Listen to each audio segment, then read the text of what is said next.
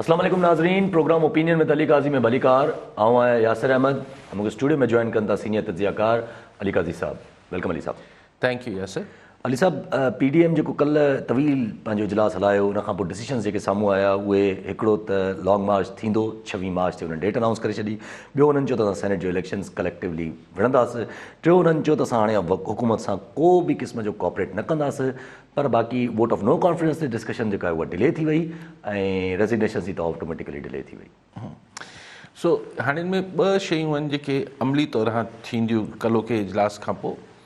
त हिकिड़ो त अपोज़िशन गॾियल तौर ते सेनेट में इलेक्शन पंहिंजा उम्मीदवार बीहारींदी, उन ते बि ज़ाहिर इख़्तिलाफ़ त थींदा ऐं घणो जेको मारो थींदो उहो पंजाब में नवाज़ लीग ऐं पीपल्स पार्टी जे विच में या जेको इस्लामाबाद जी सीट आहे उन ते मामला थींदा।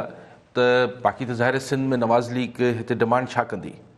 सिंध में असेंबली में नवाज़ लीग वटि MPs कोन्हनि ते हिते त ज़ाहिर कुझु कोन्ह थींदो। सो जेको बि टको पैसो फ़ाइदो थियणो हूंदो पीपल्स पार्टी खे थींदो।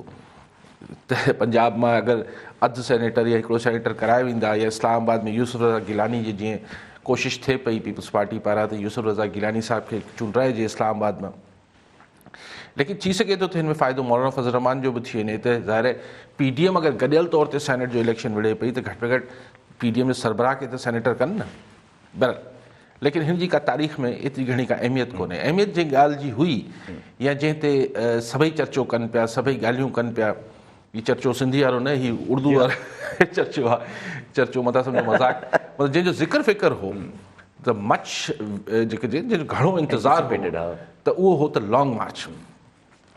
हाणे 26 मार्च इहो ई पाण बि अंदाज़ो कयो पिए त छाकाणि त 10 11 मार्च ताईं 12 ताईं सेनेट जा इलेक्शन थींदा त ज़ाहिर पोइ इहो चयो वेंदो त भई हाणे 10-15 ॾींहं त विच में हुजनि त लॉन्ग मार्च जी तयारी थी सघे।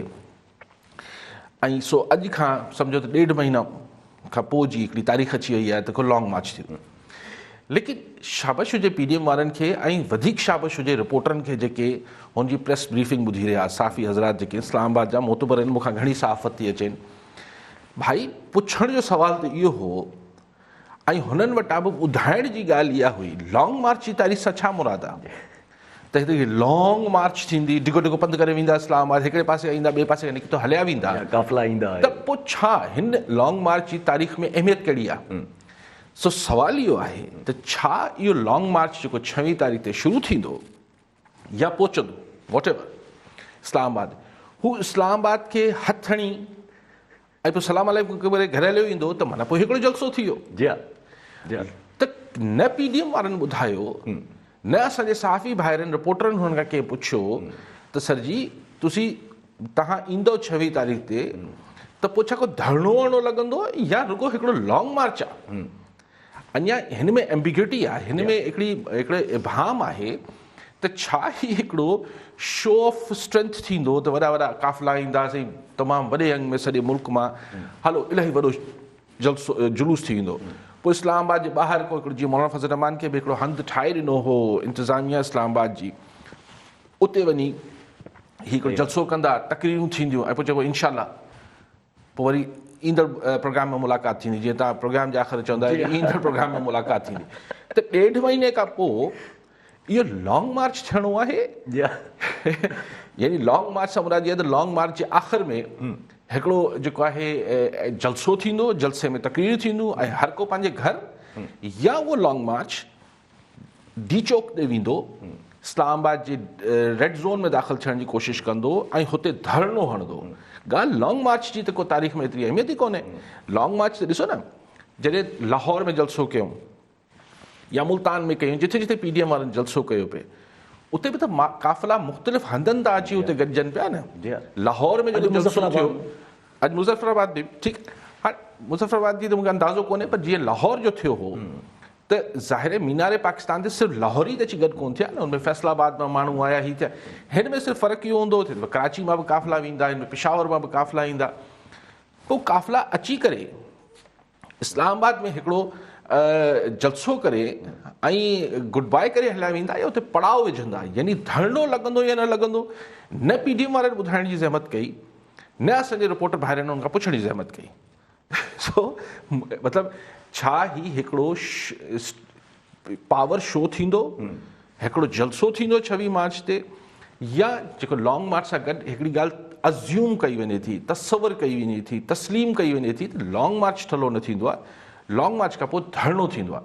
सो छा असांखे इहो अज्यूम करे वठणु खपे, तसवर करे वठणु खपे त हा न न धरणो बि लॻंदो, या इहा ॻाल्हि आहे त हुते पहुचण खां पोइ ही वरी मुशावरत थींदी त धरणो हणूं न हणूं, ऐं धरणो हणूं त हंधु कहिड़ो हूंदो धरणे जो। ठीकु आहे सभु कॉलर सां गॾु इम्तियाज़ मेमण मीरपुर खासमा जी। मेमण साहब छा चवणु चाहींदा? अस्सलाम वालेकुम। वालेकुम अस्सलाम। अली भाई सां सवाल आहे कि जेको पीडीएम वारनि जेको आहे तारीख़ ॾिनी आहे 26 या 28 मार्च जेको आहे धरणे जी इस्लामाबाद में, त ठीकु हुन खे 12 या 15 ॾींहंनि खां पोइ रमज़ान शरीफ़ शुरू थी वेंदो, त तव्हां छा था सम्झो त इहो तारीख़ जेको आहे बाइश आहे या छा आहे? Good point.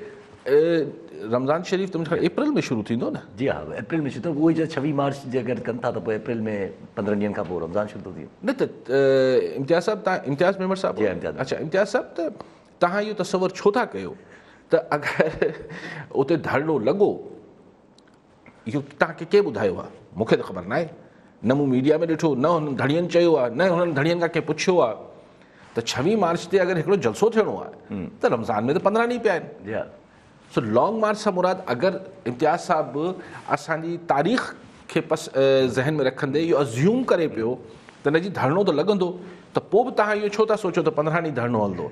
अगरि वॾे अंग में, जी हा, वॾे अंग में डी चौक ते इस्लामाबाद में वेही रहिया अगरि, त 72 कलाक वॾा हूंदा। जी हा, 72 कलाक वॾा हूंदा। ठीकु आहे सभु कॉलर सां गॾु मोहम्मद हसन शर उबावड़ो मां जी। शर साहब छा चवणु चाहींदा? दरअसल अली का बि इहो सवाल आहे त पीडीएम वारा हिक ॿिए जी चांहि पीअण जी दावत में मसरूफ़ आहिनि या त कुझु लॉन्ग मार्च वग़ैरह करे बि सघनि था। हिते जे अगरि हिन में न आहे एतिरी पाण में हिन जी सलाहियत बि न आहे त पोइ हिक ॿिए जे राय हरू भरू इमरान ख़ान खे तंग करनि था पिया डेली डेली जो हे ॻाल्हि हो ॻाल्हि। असांजो इहो ख़्यालु आहे त असां जेको आहे त मिसाल सिंध जा आहियूं, सिंध जी ॻाल्हि कयूं था, बिलावल साहिबु असांखे प्यारो आहे, बराल मदन निवाज़ जी असां वॾी ॻाल्हि नथा करे सघूं, बराबर जे करे सघनि था, नथा करे सघनि त उनजी हथ में कॾहिं जान थियनि, हर को पंहिंजी हुकूमत हलाए 5 साल पूरा कंदो आहे, फिर वरी नओं वोट थींदा। ठीकु आहे, ठीकु आहे, त कुझु करे सघनि था, करे सलाहियत अथनि बि सही आहे। इमरान ख़ान खे हर तंग था कनि। सही, इमरान ख़ान साहब बि त तंग कयो नवाज़ शरीफ़ खे। शर साहब, इमरान ख़ान बि त 2013 में जी हुकूमत खां पोइ अची 2014 में शायदि 14 में ऐं सफ़ा रोज़ कुर्सियुनि खे ख़िताब कंदा, करे त हू कुझु न सघिया। ही घटि में घटि एतिरो मूंखे अंदाज़ो आहे त पीडीएम अगरि सभई पार्टियुनि ईमानदारी सां ज़ोर हयो त माण्हू त कढी ईंदा, माण्हू त हिकिड़ी ठीकु ठाक अंग में कढी ईंदा, बशर्ते ईमानदारी सां हर के नियतनि हुन पंहिंजो हिसो विधो त, पती विधी त। लेकिन इहो फ़ैसिलो त छा हुते हू धरणो लॻाईंदा या न लॻाईंदा, इहो हिकिड़ो सवालु आहे। सॉरी, इहो हिकिड़ो सवालु आहे त उते धरणो लॻंदो न लॻंदो। सो हाणे तव्हां मूंखां पुछो पिया हुन में सलाहियत आहे या न आहे। साईं अहिड़ी पॉलिटिकल पार्टीज़ आहिनि, इहे सभु पुराणी पॉलिटिकल पार्टीज़ आहिनि, हिन में का बि नई नवेली का बि पार्टी न आहे। हीअ जेके पीडीएम वारा आहिनि, मौलाना फज़ल रहमान हुजनि, पीपल्स पार्टी, ठीकु आहे, मरियम नवाज़ ऐं बिलावल भुट्टो ज़रदारी नवां आहे, लेकिन पीपल्स पार्टी ऐं नवाज़ लीग ऐं ANP ऐं हू मेंगल साहब या अचकज़ई साहब या इहे नवां त कोन्हनि। सो सलाहियत त बहरहाल हूंदनि, नियत जी ॻाल्हि आहे। ठीकु आहे अली साहब। ऐं सभु जितां ॻाल्हि कई त धरणो हणनि था नथा हणनि, इहो हिकिड़ो सुवालु आहे। पीपल्स पार्टी त पहिरियां बि इहो क्लियर करे चुकी आहे त धरणे जी सियासत इहा न थियणु खपे, असां न कंदासीं। उन्हनि जो त आहे इहो मौक़िफ़ हिकिड़े क़िस्म जो, ऐं सोर्सिस वटां इहा आई आहे त पीपल्स पार्टी शायदि मौक़िफ़ इहो रखियो बि आहे पंहिंजो हुन में, पंहिंजी जेका मीटिंग हुई कल्ह। त हीउ जेको फ़ैसिलो आयो आहे ॾाढो माना हिकिड़े क़िस्म जो चइजे त अञा थोरो कंफ्यूज़्ड फ़ैसिलो आहे। मुंहिंजो ख़्यालु आहे, आउं त इजलास में मौजूदु कोन्हसि, पर जेको हिकिड़ो धुको हणां थो त पीपल्स पार्टी इहो फ़ैसिलो पीडीएम जो बादल ख़्वास्ता जंहिंखे उर्दू में चइबो आहे, त न चाहींदे बि इहो क़बूलियो आहे। हुननि जो कल्ह बि इजलास में जेको ॿाहिरि ख़बरूं आयूं आहिनि त कल्ह बि पीपल्स पार्टी जो इसरार हो पीडीएम जे इजलास में त न आइन जमहूरी तरीक़ो आहे त नो कॉन्फिडेंस आंदो वञे, जेको पहिरियां एग्रीमेंट में असां लिखियो बि हुयो। हा, पोइ हीअं थियो हूं थियो, पर सही नो कॉन्फिडेंस सिर्फ़ु आणण सां त को मसइलो हल न थी वेंदो, जीअं सिर्फ़ु लॉन्ग मार्च करण सां बि को हासिल कुझु कोन थी वेंदो। सो अगरि ॻाल्हि नतीजो हासिल करण जी ॻाल्हि आहे, यानी नतीजो जेको हिननि पंहिंजे लाइ मुतयन कयो आहे, तय कयो आहे PDM वारनि, त इमरान ख़ान साहब जो हुकूमत जो तख़्तो करणो आहे, इस्तीफ़ा वठणी आहे, त हिकिड़ी नाकाम अदम एतमाद जी तहरीक पेश करण सां उहो हदफ़ कीअं हासिल थींदो, ऐं छड़ो लॉन्ग मार्च करण सां कहिड़ो हदफ़ हासिल थींदो। सो मूंखे लॻे थो त पीपल्स पार्टी न चाहींदे बि इहो क़बूलियत वरितो आहे हिननि जो फ़ैसिलो।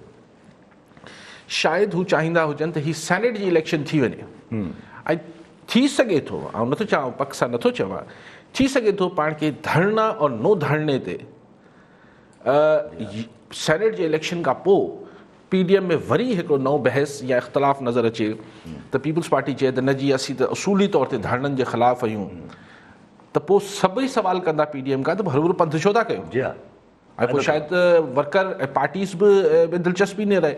अगरि तव्हां, ऐं नथो चवां त हुननि खे हणणु खपे, मुंहिंजी ख़्वाहिश जो सवाल न आहे, ऐं चवां पियो त पोइ हेॾी महिनत छो पिया कयो, तव्हां हिकिड़ो जलसो करे वठो पिंडी में, इस्लामाबाद में हलो, लॉन्ग मार्च, ऐं पोइ हेतिरी हाइप क्रिएट कबी। सो आई थिंक हिकिड़ो सीरियस हिन ते हिकिड़ी रिज़र्वेशन, ऐं लफ़्ज़ डिफरेंस नथो इस्तेमालु कयां, इख़्तिलाफ़ न बि इस्तेमालु कयां लफ़्ज़, पर पीपल्स पार्टी ऐं PDM क़यादत जे विच में हिननि मामलनि ते हिकु ॿिए ॾे सीरियस तहफ़ुज़ात आहिनि। ठीकु आहे अली साहब, कॉलर सां गॾु ज़ुल्फ़िकार अली राजपर कराची मां। जी राजपर साहब, छा चवणु चाहींदा? असां इहो अर्ज़ु था कयूं त असां त रुॻो परेशान ऐं मानी खाइण जे लाइ हिते त जेको असांखे मिलियो त कुझु कोन, पर हाणे जेको आहे असां त हिन मानी खाइण में परेशान थी विया आहियूं। ॿियो हिते रिश्वत असांजा जेको आहे खंदियूं खणी छॾियूं आहिनि। हिते जेको आहे जिते वञूं था उते ऑफिस में रिश्वत, रेट रहंदो वधाए छॾिया अथनि, चवंदा हुआ रेट वधी विया आहिनि, छो जो एंटी करप्शन जेको आहे नेब थिए त कुझु कोन थो, आम माण्हूअ खे त का शइ मिले कोन पई। न हिते त थोरी रोशनी विझो त आख़िर असांजे माण्हुनि जो छा थींदो, आम माण्हूअ जो। असां त ॾींहों ॾींहुं हेठि खॾे में किरंदा था वञूं पिया, न पिरो। ठीकु आहे, सही आहे, इहो त बिल्कुलु आहे, ऐं तव्हां रोशनी विझी छॾी राजपर साहिबु इन खां। ऐं ज़ाहिर आहे हिकिड़ो को सिर्फ़ु रिश्वत वॾो अज़ाब आहे, ऐं पोइ महांगाई आहे, पोइ रूल ऑफ लॉ आहे, गवर्नेंस आहे, सो मसाइल आहिनि आम माण्हू जी ज़िंदगी में। त इलाज जी फैसिलिटीज़ न आहिनि, एजुकेशन अलाए किथे बि वञे, सो मसाइल आहिनि, ऐं इतफ़ाक़ थो कयां। ठीकु आहे अली साहब, कॉलर सां गॾु आबिद अली शर सकरन मां। जी शर साहब, छा चवणु चाहींदा? जी, असां अलीगंज जा सवाल आहे त सिंध हुकूमत जेको ऐलान कयो 37,000 नौकरियूं ॾिनियूं वेंदियूं, की अञा ताईं इश्तिहार हाज़िर न आहे, इहो भला छा मसइलो आहे? असां सिंध नौजवान सफ़ा बेरोज़गार लॻा पिया आहियूं।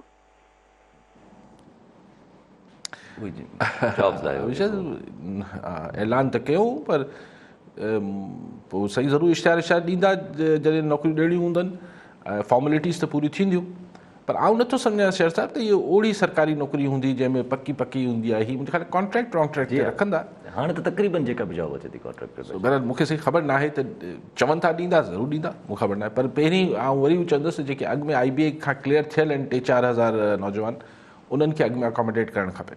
ठीकु आहे अली साहब। अली साहब, अॼु जेको मुज़फ़राबाद में PDM जलसो कयो, पंहिंजो उते शो ऑफ पावर शो कयो, जंहिंमें मरीम नवाज़ जो चवणु त नून लीग जे रहनुमाउनि खे चई असांजे मेंबरान खे जेके आहिनि अॼुकल्ह इमरान ख़ान जे वॾनि ॿाहिरनि जी फ़ोनियूं अचनि थियूं पियूं ऐं बड़ों की कॉलें आ रही हैं इमरान ख़ान खे। ऐं हुन चयो त सेनेट इलेक्शन्स में असांखे दबाव ॾिनो थो वञे त इमरान ख़ान जी ॻाल्हि मञी वठो ऐं शो ऑफ हैंड वारो कानून। न उहो त दबाव हूंदो PDM ते या नवाज़ लीग ते, त शो ऑफ हैंड वारो कानून उन न थी सघियो, उहो त ॻाल्हि ख़तमु थी वई, उहो ख़तमु अमेंडमेंट, उहो शौक़ु पूरो थी वियो हुकूमत जो, उहो थियणो ई कोन हो। ऐं उनजो मक़सदु बि इहो त थोरो ॾिठो कजे अपोज़िशन खे।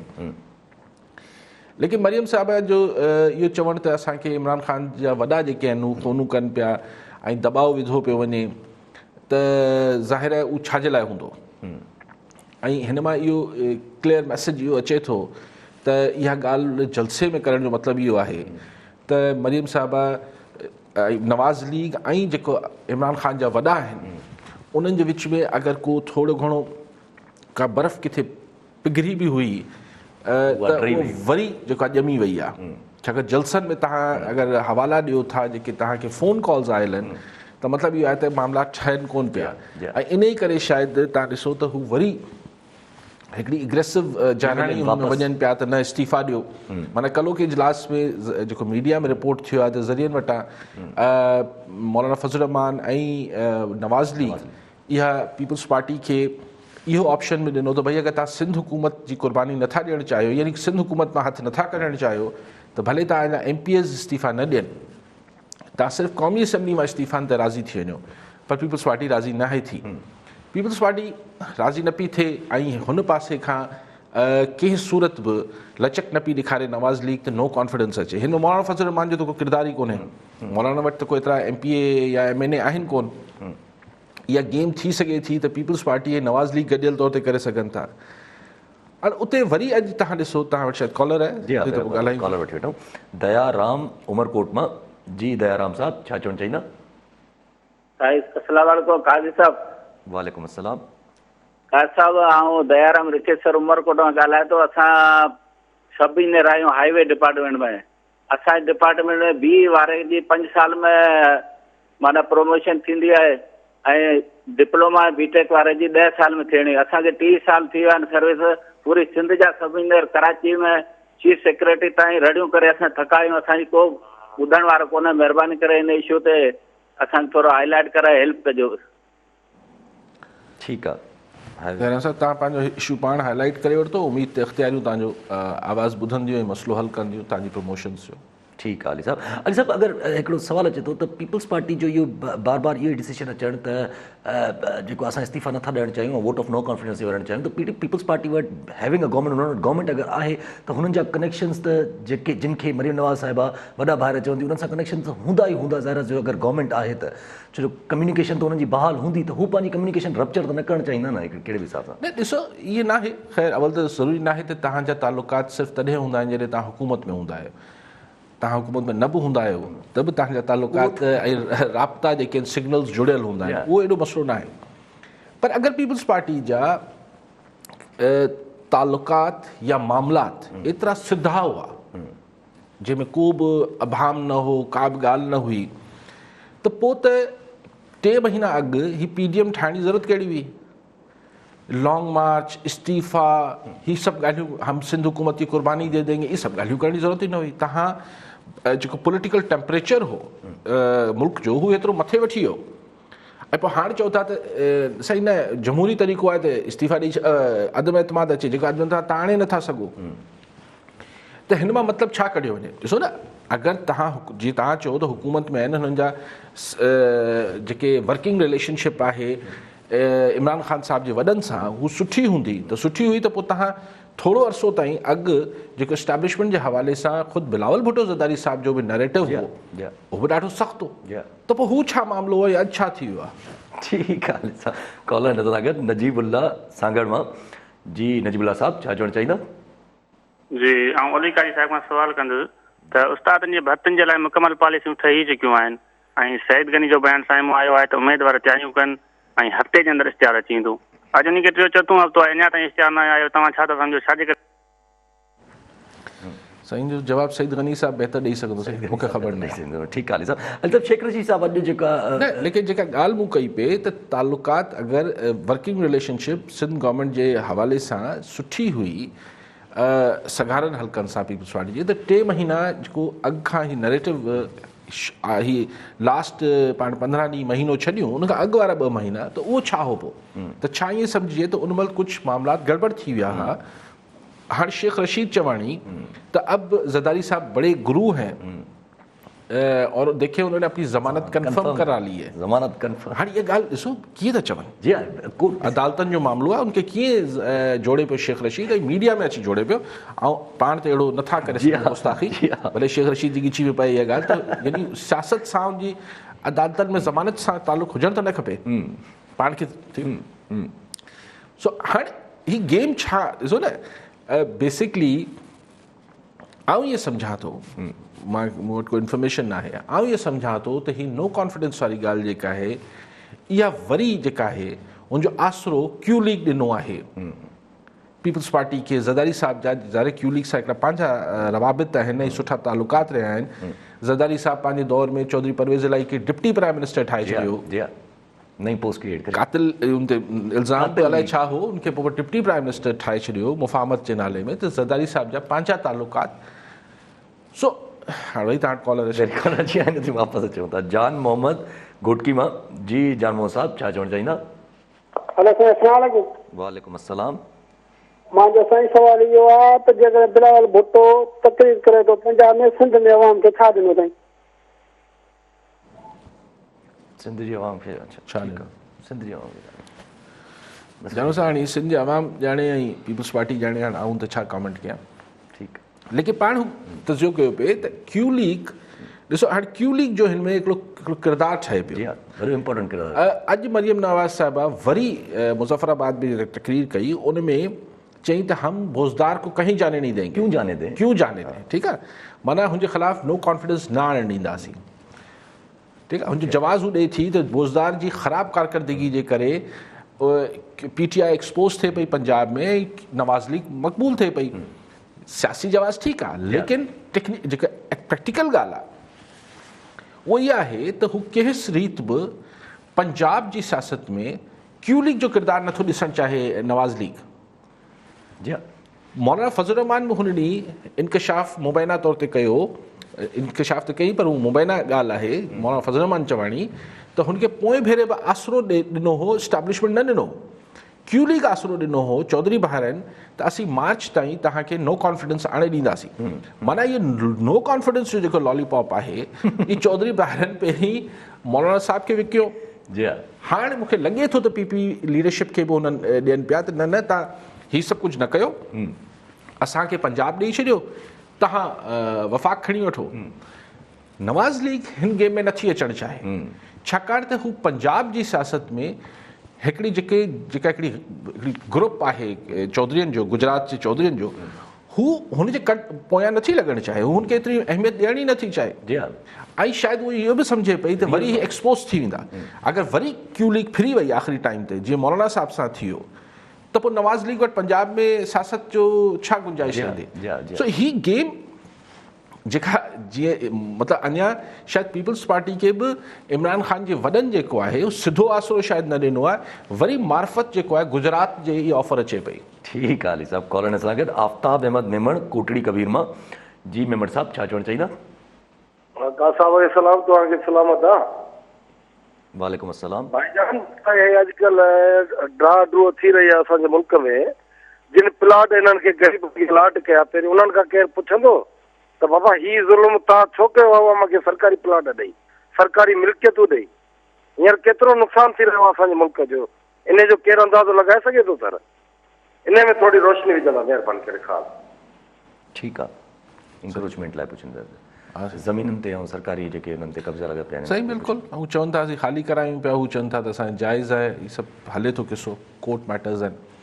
सो गेम बेसिकली जेका थिए पई उहा हाणे हिन सॼे सिनारियो में जॾहिं आख़िर में अची PDM कल्ह इहो फ़ैसिलो करे थी त लॉन्ग मार्च थींदो, त मूं जहिड़े माण्हुनि जे आईब्रोज़ रेस थियनि था त भाई छड़ो लॉन्ग मार्च त तारीख़ में, यानी इहा ॻाल्हि ईअं थी वई त यार वक़्ती तौरु हिक ॿिए खे अकोमोडेट कयो वियो आहे। फ़िलहालु पीपल्स पार्टी बि PDM नथी छॾे, मतिलबु चवनि था हू असांखे कढनि, नवाज़ लीग वारा चवनि था वञिणो अथनि त पाण हलिया वञनि।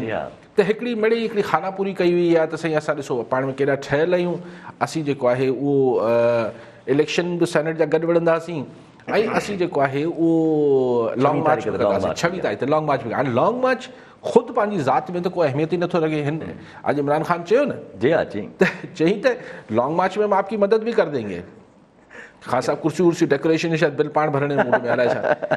लेकिन ॻाल्हि इहा आहे त चई भई उल्टे भी लटक जाओगे तो NRO नहीं दूंगा, तो NRO ना दूंगा। हाणे NRO ना दूंगा मतिलबु इहो थी वियो त ख़ान साहिब खे बि ख़बर आहे त लॉन्ग मार्च सां छा थी वेंदो। लॉन्ग मार्च स्लैश धरणो, जॾहिं तव्हां लॉन्ग मार्च सां गॾु धरणे जो लफ़्ज़ इस्तेमालु नथा कयो त लॉन्ग मार्च जी तारीख़ में अहमियत कहिड़ी आहे। ठीकु आहे सभु कॉलर न सां गॾु अब्दुल गफ़ूर चांडियो बदीन मां। जी चांडियो साहब छा चवणु चाहींदा? हा भई तव्हांजो जेको हले पियो हीअ ताक़त उहो सियासी आहे, पर आऊं थोरो सियासी हवाले सां हटी करे तव्हां खां हिकिड़ो अली साहब जन फोरम तां सुवाल पुछंदुसि त 20 साल खां पोइ तइलीम खाते में जेके सीटूं आयूं आहिनि उन्हनि में हिननि जेको सो A1 ग्रेड A ऐं B ग्रेड रखियो आहे। असां चऊं था त A1 A ऐं B ग्रेड इहे वॾनि माण्हुनि जे अलॉट खे बोर्ड में पैसनि ते मिलनि थियूं ऐं C ग्रेड वारा जेके ग़रीब मिसकिन ॿारनि जा माण्हुनि जा ॿार आहिनि उहे रहिजी वेंदा। असांजी तव्हांजे इन फोरम सां गुज़ारिश आहे त महिरबानी करे तइलीम खाते जे हवाले सां इहो चओ त इहो जेको ग्रेड वारो इशू आहे इनखे ख़तमु करे सभिनी खे एंट्री टेस्ट में मौक़ो ॾिनो वञे। साईं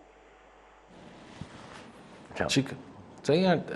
ऑफिसर तव्हांजो टेक्निकल ॻाल्हि आहे, जेके टेक्निकल गुफ़्तगू सम्झंदा हूंदा उहो ज़रूरु ॿुधी वरितो हूंदो, पर अञा त इश्तिहार आई कोन्हे। तव्हां कहिड़ा एंट्री टेस्ट शुरू थी विया आहिनि? न अञा त को इश्तिहार वग़ैरह भला साईं तव्हां हिकिड़ी गुफ़्तगू कई, ज़रूरु इश्तिहार न थियो आहे। सम्झंदा जेके ब्यूरोक्रेट्स जेके पॉलिसी ठाहिनि था। ठीकु आहे, साईं चवंदा त रिक्वायरमेंट ई ख़तमु कयो हिकिड़े क़िस्म जी टेस्ट में वेहण लाइ, त C ग्रेड A ग्रेड जी रिक्वायरमेंट हूंदी आहे न, त इहो ग्रेड इहा ॻाल्हि पिया कनि। हा, त ग्रेड रिक्वायर्ड हूंदो आहे जेको टेस्ट में वेहण लाइ, उहो ग्रेड हटायो। छो जो अमीर माण्हू त A ऐं B ग्रेड खणी था अचनि, ग़रीब माण्हू जेको आहे हुनखे पैसा कोन्हनि बोर्ड में, त उहो C ग्रेड वारो आहे त हुनखे एलिजिबल ई नथो थिए। अच्छा, इहो त आउं तव्हां सां घणो इतफ़ाक़ न कंदुसि। हा, इहा ॻाल्हि ठीकु आहे त अगरि चीटिंग थिए थी बोर्ड में ऐं पैसा हलनि था उहो त उहो ख़तमु थियणु खपे। बाक़ी हाणे मेरिट ते त पोइ ॿार अगरि के ग़रीब जो ॿार जेको आहे A ग्रेड हुनजो आयल आहे त पोइ फ़ाइदो छा थियो? न, आउं हुन सां इतफ़ाक़ न कंदुसि। ठीकु आहे सभु। अच्छा, तव्हांजी आख़िरी ॻाल्हि हिन सॼी डिस्कशन में हिकिड़ी आख़िरी ॻाल्हि अगरि तव्हां खां अचे त PMLN जो ट्रस्ट न हुजणु काफ लीग जे मथां, उहो छा इहो रीज़न इहो ई आहे त काफ लीग बेसिकली या त चाहे त माना अगरि जे अपॉर्चुनिटी मिले त PMLN जो छो सियासी हिसाब सां मुतबादिल थी सघे? साईं ॾिसो, ॻाल्हि इहा आहे त ही को एतिरो सिंपल मामिलो न आहे न। क्यू लीग त चलो हिकिड़े माण्हू दोस्त सवाल कयो पिए त सही आहे, मतिलबु सियासत आहे, इन में कहिड़ो जेको नज़रियाती ऐं इनकलाबी किसा त कोन्हे, भले नवाज़ लीग वक़्ती तौर ते क्यू लीग सां छो नथी मामला ठीकु करे वठे। ॾिसो, इहो नवाज़ शरीफ़ या नवाज़ लीग खे 100 न 200 सैकड़ो यकीन हूंदो त क्यू लीग खे छा बि ऑफर करे वठनि, MQM खे छा बि ऑफर करे वठनि, बाप पार्टी खे छा बि ऑफर करे वठनि, GDA जेसिताईं इमरान ख़ान साहब जा वॾा जेके हाणे हिननि जा वॾा आहिनि त उहो जेसिताईं न चवंदा तेसिताईं ही ॻाल्हियूं ई अजायूं आहिनि।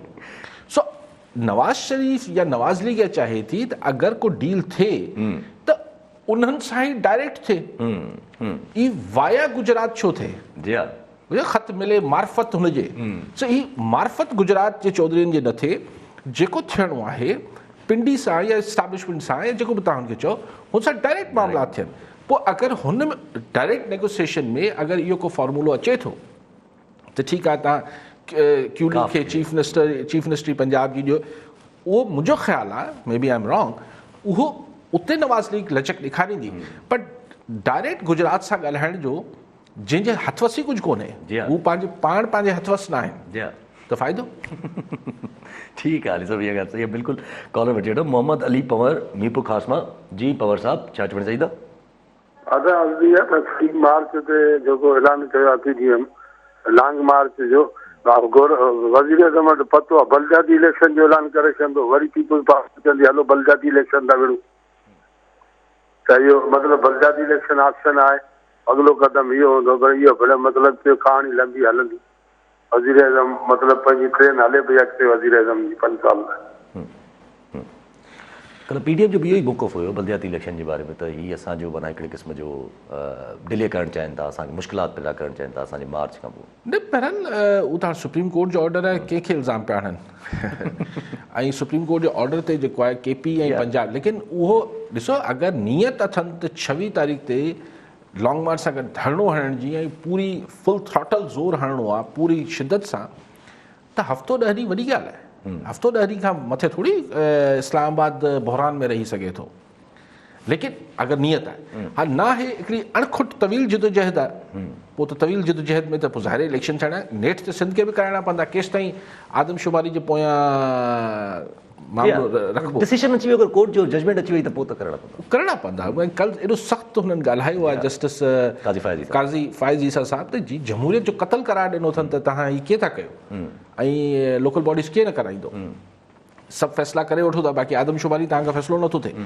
सो ही हिकिड़ी बट आई थिंक के पीपल्स पार्टी किथे ज़हनी तौर ते इहो सोचे पई त भले अगरि ही 5 साल अगरि थोरी शयूं ठीकु रखनि सिंध सां को मामलात न कनि ऐं अगरि हिकिड़ी अलॻि को अंडरस्टैंडिंग इक्वेशन्स क्रिएट कयूं वञनि त भई ठीकु आहे असांखे बि जियो जीने दो बेसिकली ॾिसो न पीपल्स पार्टी त वधीक कुझु घुरे ई कोन थी जियो जीने दो असांखे सिंध हलाइण ॾियो असां सां ही मामलात न कयो ही जेके तव्हां कंदा रहंदा आहियो त असांखे बि तव्हां सां को मसइलो असांखे तव्हां सां को मसइलो कोन्हे शेख रशीद साहिबु चए थो त मरियम नवाज़ खे बि अगरि असीं ॿाहिरि वञणु ॾियूं त PDM ख़तमु थी वेंदी ऐं हिते इख़्तिलाफ़ थो कयां ऐं सम्झां थो त मरियम नवाज़ पंहिंजो पॉलिटिकल कैरियर ख़तमु न कंदी हू अगरि एतिरो ठाह करे बि वञे नवाज़ लीग त ठीकु आहे इमरान ख़ान खे 2.5 साल हलणु ॾिनो वञे पर हू 2.5 साल हिते ई एक्टिविटी कंदी रहंदी आहे वेंदी बि लंडन त घुमी फिरी 10-15 ॾींहंनि में अची वेंदी हू हिन ॻाल्हि ते राज़ी न थी वेंदा त बसि आऊं लंडन में वञी जेको आहे 2.5 साल माठ करे ज़िंदगी गुज़ारींदुसि ऐं सम्झां थो त इहो शेख रशीद साहिबु मिड़ी ॻाल्हि कई आहे जी हा उहा मिड़ी ॻाल्हि कई छो हाणे त नज़रियाती सम्झ में अचे थो ख़्वाजा आसिफ़ जेल में पिया शहबाज़ शरीफ़ जेल में पिया आहिनि इहे त उन्हनि डिसीशन वठी छॾियो आहे त असांखे हिन में ॻाल्हि में को मसइलो न आहे मौलाना फज़लुर रहमान त ॾाढी तनक़ीद कई आहे शेख रशीद साहब मौलाना फज़लुर रहमान खे चयईं त मौलाना फज़लुर रहमान तो पिंडी आने थे वो चाय का वो DGISPR ने एक चाय का बयान दे दिया उनको कह दिया चाय पिलाएंगे शायद डर गए नहीं शायद नहीं कि चयईं बुज़दिल है बुज़दिल जो लफ़्ज़ इस्तेमालु कयो अथईं सो बहरहाल ॾिसो हाणे ॿई ॻाल्हियूं जेके शेख रशीद उहो त चवंदो रहंदो आहे बाक़ी त जेको वणे लेकिन हाणे के ॿिए माण्हू खे न प्रोवोक करणु आहे त मतिलबु ईअं थोरो मूंखे चिड़ाइण आहे त मतिलबु तव्हां छो इस्टेब्लिशमेंट जे लाइ ॻाल्हाइण या पिंडी अचण ते बसि डिॼी वियो न बसि न जी हा माना ॿिए खे मतिलबु प्रोवोक करण जी ॻाल्हि त को ग़लती कनि को अहिड़ी शइ कनि वरी कनि त ऐं ॿिए पासे हीअ आसिफ़ ज़रदारी साहिब जी ॻाल्हि जेका कई अथनि त उन्होंने अपनी ज़मानत कन्फर्म करा ली है हाणे इहो जेको PDM जे अंदरि बि किथे ज़िक्र फ़िक्र हलंदा हूंदा त ही शेख रशीद ॿिन्ही पासनि खे चिड़िंग ॾियण थोरो जहिड़ो मचाइजे ठीकु आहे सर कॉलर सां गॾु गुलाम हुसैन वगड़ मां जी गुलाम हुसैन साहब छा चवणु चाहींदा हेलो जी अस्सलाम वालेकुम वालेकुम अस्सलाम साईं असांजो अली काई साहब खां सवाल आहे जी त इमरान ख़ान तब्दीली जे नाले सां हीअ गवर्नमेंट ठाही आहे हींअर ताईं जेका तब्दीली ॾिसूं पिया उहा त असांजे साम्हूं आहे जे अञा ही 2.5 साल रहियो त अहिड़ी तब्दीली हूंदी या इन खां अलावा का ॿी सुठी तब्दीली अचणी आहे अहिड़ी का उमेद कयूं या पोयनि 2.5 साल में असांजो छा असरु थींदो अली साहब खे चइजो त इन ते थोरो तबसरो करे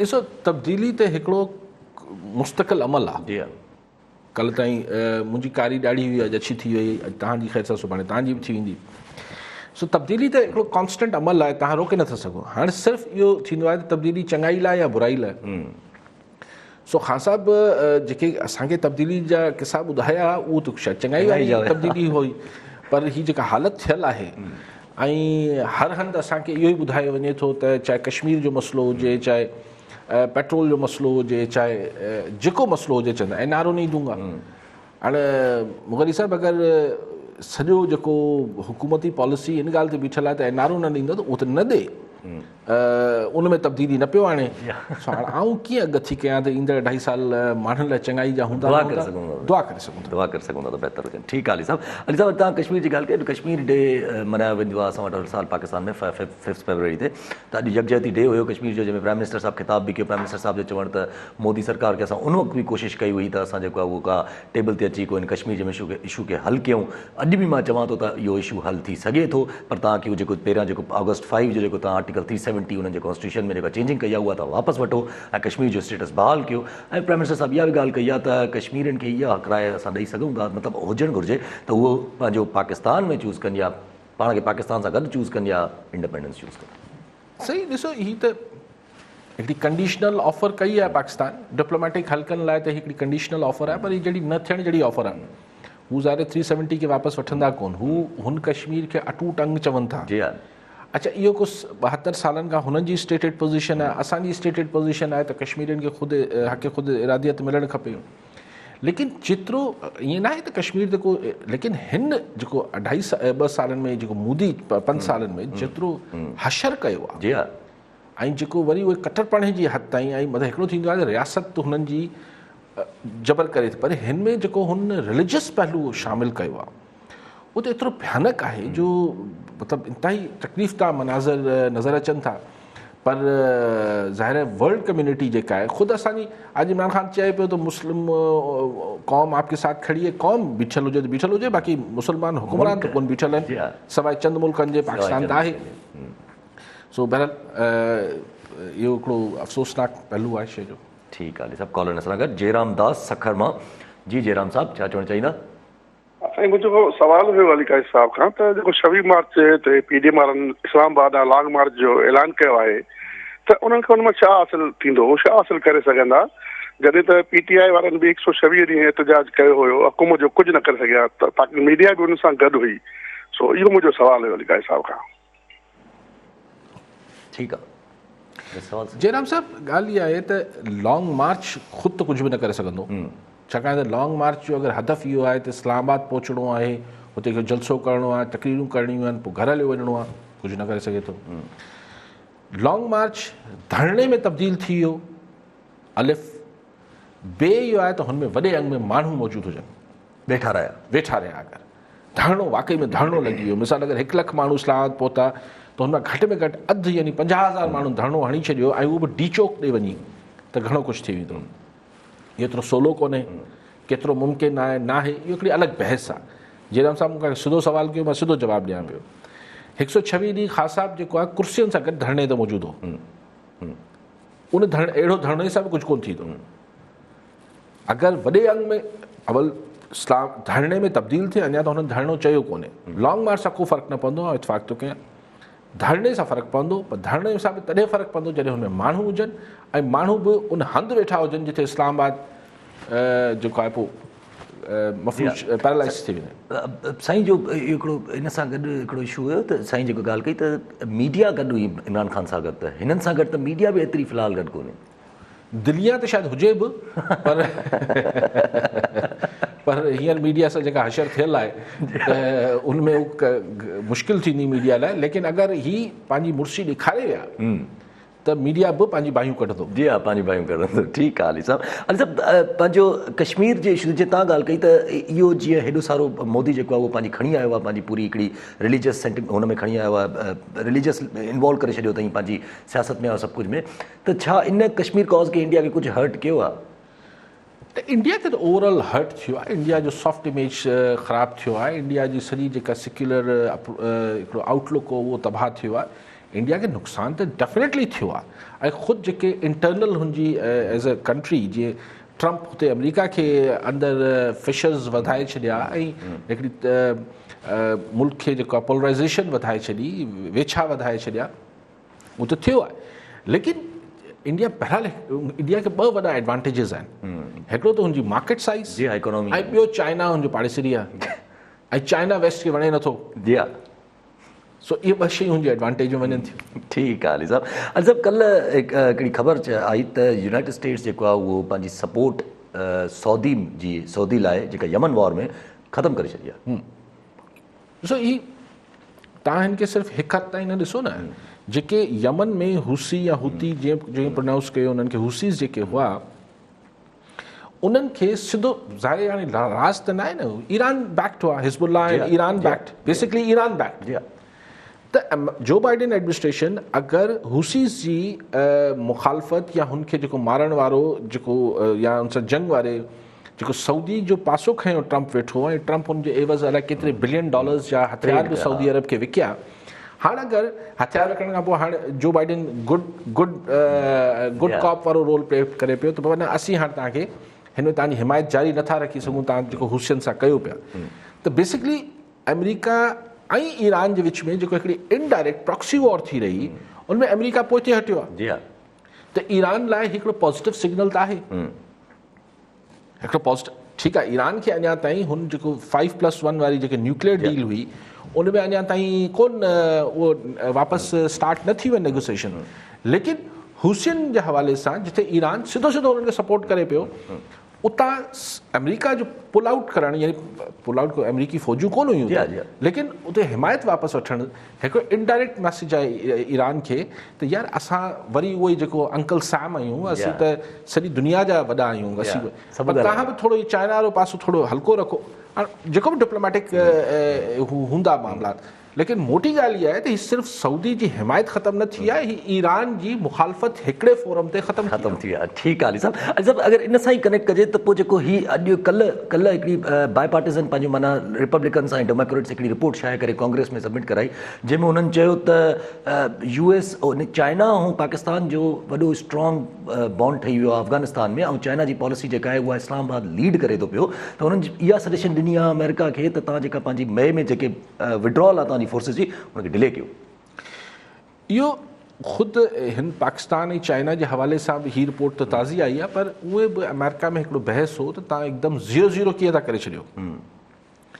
अमरीकी ट्रूप्स या अमरीकी मौजूदगी अफ़गानिस्तान यानी ख़िते में उनखे 0-0 न कयो, तव्हां कुझु न कुझु हुते, ऐं इहो ई जेको पंहिंजो गनी गवर्नमेंट बि इहो ई चाहे थी, काबुल गवर्नमेंट बि चाहे थी त अमेरिका जा हिते मुफ़ाद फ़ौजी बूट्स हिते मौजूदु रहनि, त ईअं न तालिबान सफ़ायो करे छॾी, छाकाणि त जंहिं ॾींहुं फ़ौजी बूट हटिया अमरीका जा, ऐं अगरि ठा न थियो काबुल हुकूमत ऐं तालिबान जे विच में, त तालिबान देरी कोन कंदा आहिनि, अशरफ गनी बिल्कुलु डॉक्टर नजीब वारो कमु थी वेंदो।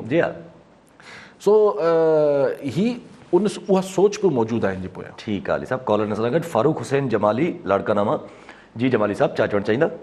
सलाम अलैकुम सर। वालेकुम अस्सलाम सर, PDM वारनि जे बारे में सवाल आहे त लॉन्ग मार्च बि कनि, मासूम सवाल आहे, अली साहब खां थोरो जवाबु मूंखे सही नमूने सां पोइ ॾींदा। लॉन्ग मार्च बि कनि, इमरान खान इस्तीफ़ा ॾेई बि छॾे थो, हल PDM बि अची थी वञे, बिलावल वज़ीर आज़म थिए थो, मौलाना थिए थो, केर बि थिए थो, हे हेॾो जो बम्बाल कर्ज़नि जो जेकी महांगाई आहे, अटो 60-70 ते आहे, ईअं न त हिननि जी हुकूमत अचे 110 या 120 रुपया थी वञे, हैंडल करे न PDM वारा जेतिरो पाकिस्तान जे मथां हले थो माहौल। ठीकु आहे, इहो ठीकु आहे। जमाली साहब, तव्हांजो सवाल एॾो मासूमाणो बि कोन जेतिरो चओ पिया, पर हिन मासूमाणो जवाबु मुंहिंजो बि इहो आहे त कोन करे सघंदा, हालात मुश्किल, एतिरा कर्ज़ आहिनि हिते, हाणे पोइ हू हिन हुकूमत ते आणनि, हू हुन हुकूमत ते आणनि, हिकिड़ी एतिरो आसान न आहे हिनखे हल करणु। ठीकु आहे साहब, वरी महिरबानी साहब। नाज़रीन, अॼु जे प्रोग्राम जो वक़्तु पूरो थियो, वरी मिलंदासीं ईंदड़ प्रोग्राम में, दुआनि में।